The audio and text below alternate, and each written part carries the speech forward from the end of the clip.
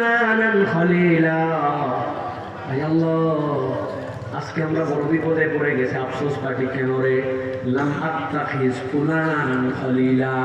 আমরা যদি ফুলানকে বন্ধু না বানাতাম তাহলে আমাদের আর কোনো সমস্যা ছিল না। আমি হালকা করে বানান করব, যারা যারা পড়ালেখা বানান বাংলা জানেন উচ্চারণ করবেন। ফয়ের রস্যকারে ফু, লয়াকারে লা, দুন্তন্য। আরেকবার সুযোগ দিলাম, ফয়ের রস্যকারে ফু, লয়াকারে লা, দন্তন্য।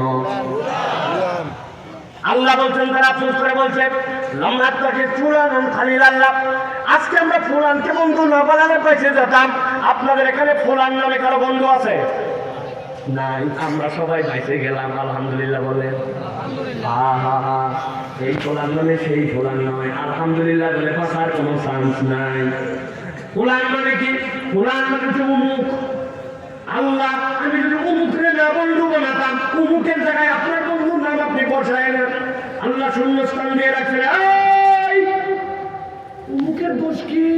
কি জন্য উমুকের দ্বারা দোষ দিচ্ছিস? কি করছিল সে?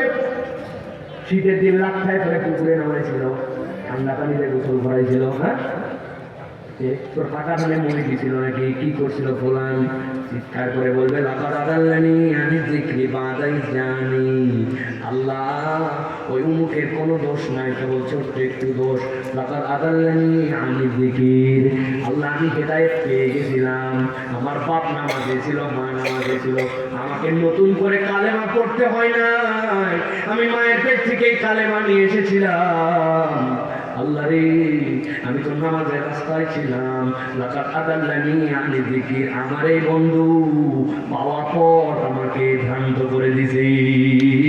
কোরআনের রাস্তা থেকে আমাকে লোক দেখায়া 2 নম্বরই করে আমাকে লাইনচ্যুত করেছে। কেমনে করলো? ছোট্ট দু একটা উদাহরণ দেই, ভালো করে মনে রাখবেন। এরকম একটা ঘটনা যদি আছে কিনা আপনাদের এলাকায় ভালো করে খেয়াল করে দেখেন তো। আসলে আমাদের মসজিদে ঢুকবেই, পেছন থেকে একজন এসে হরেন চাপছে মোটরসাইকেলে। তুই বাইক কাজে বলছে, আমাদের বড় ভাই বাইক কিনছে, ইয়ামাহা এফজেডএস R1 আধা ঘন্টার জন্য দিছে দাউদকান্দি ব্রিজ পর্যন্ত। পিক আপ কাকে বলে?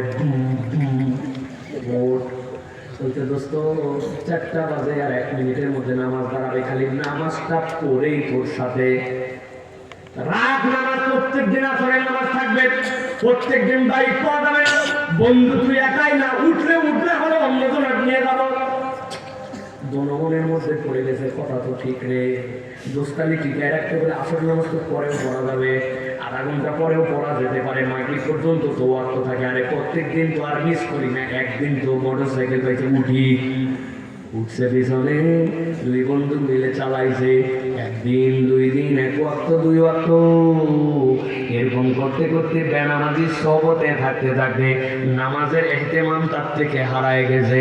আস্তে আস্তে নামাজে গাফেল হয়ে গেছে। আস্তে আস্তে করে বেনামাজির দপ্তরে নিজের নাম লেখাইছে। বেনামাজির খপ্পরে পড়ে নামাজি বন্ধু বেনামাজি হয়েছে, ভালো ফ্যামিলির সন্তানগুলাও বেনামাজি হয়েছে। এরকম রেকর্ড আছে না? না, কথা বললেন না যে আছে না? না, বিড়ি খাস কেন বলেন? আমি খাই না। ঘুরতে দেখি যে ওই খাইতে পারে, আমি খাই না। বিড়ি খাওয়ার বন্ধু বাদ দেয় না। 1 দিন 2 দিন 10 দিন পার হয়েছে, যেই বন্ধু প্রথমে বিড়ি খাইতো না, আজকে তো ওইটা বিড়ি খোর হয়েছে। এরকম প্রমাণ আছে না?